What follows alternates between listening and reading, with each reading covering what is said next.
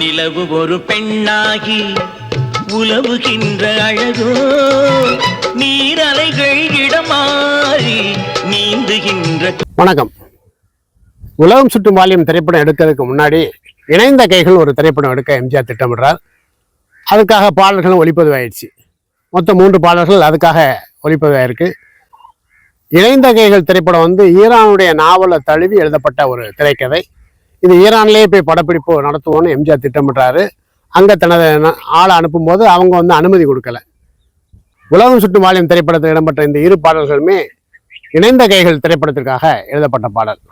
அவள் ஒரு நவரச நாடகம், ஆனந்த கவிதையின் ஆலயம். சந்திப்போம். என் வண்ணத்தில் குழி விழுந்த கல்லத்தில் தேன் சுவையை தான் குழைத்து கொடுப்பதெல்லாம் இவள்தான்.